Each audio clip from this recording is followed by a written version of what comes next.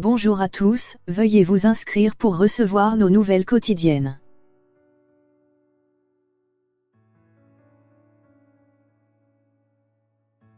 Grève et manifestation du 19 mars, Confédération Générale du Travail et FO veulent faire entendre leur voix sur le pouvoir d'achat. À Paris, les manifestants défileront du boulevard Saint-Michel au Champ de Mars à partir de 13h. Les écoles devraient être touchées.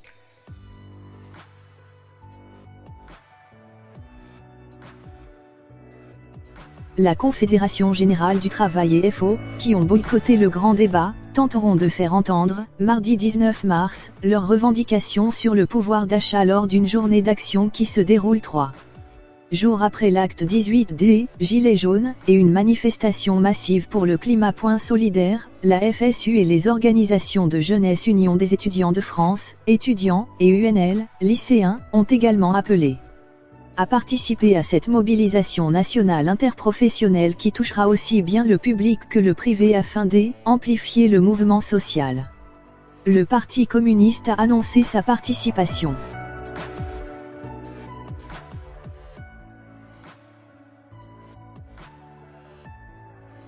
À Paris, les manifestants défileront du boulevard Saint-Michel au Champ de Mars à partir de 13h, avec en tête Philippe Martinez pour la Confédération Générale du Travail et Yves Verrier pour FO. CLIPC depuis 4 mois. Par les Gilets jaunes, et n'ayant pas participé au grand débat initié par l'exécutif, les deux syndicats espèrent revenir au premier plan par les manifestations et les grèves. Nous sommes déterminés à nous mobiliser car nous ne voulons pas être spectateurs, ni caution de décisions qui pourraient être prises en matière sociale à l'issue du grand débat, a expliqué Yves Verrier, secrétaire général de FO.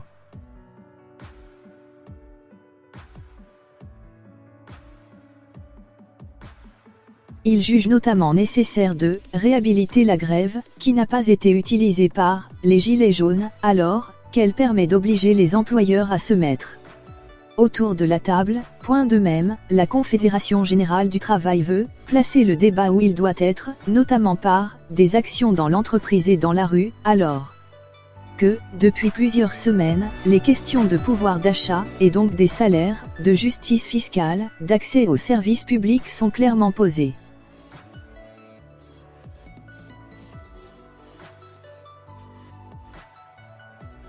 Lors de la dernière journée le 5 février, le ministère de l'Intérieur avait recensé 137 200 manifestants et la Confédération Générale du Travail près de 300 000.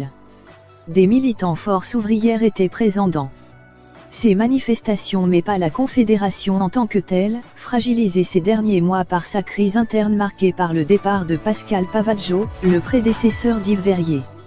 Cette journée avait été aussi marqué par la présence pour la première fois au sein des cortèges syndicaux de Gilets jaunes, un début de convergence, qui avait réjoui la Confédération Générale du Travail.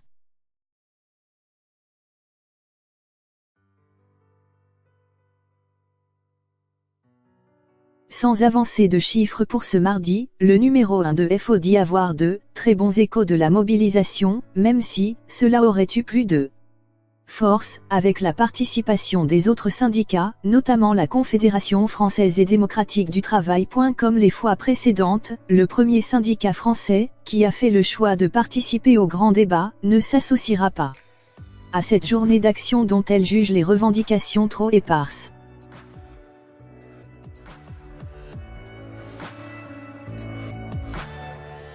La mobilisation devrait notamment être forte dans l'enseignement primaire où le principal syndicat, le SNUIPPFSU, s'attend à ce que 4 professeurs des écoles sur 10 ne fassent pas classe. Les enseignants se sont saisis de cette journée pour protester contre l'orientation de la politique éducative, indique Francette Popinot, secrétaire générale du syndicat, notamment le manque de moyens découlant de l'obligation de scolarisation à 3 ans votée dans le projet de loi sur l'école de la confiance. Crèches, accueil périscolaire et cantines scolaires pourraient être aussi touchés selon les communes.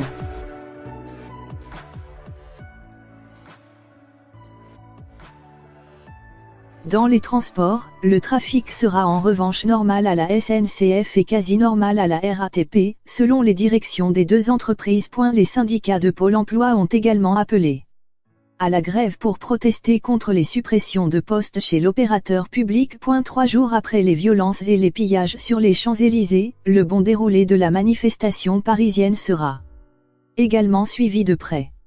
Édouard Philippe a annoncé lundi soir l'interdiction de manifester, chaque fois qu'il le faudra, dans les quartiers les plus touchés, dès lors que nous aurons connaissance d'éléments ultra et de leur volonté de casser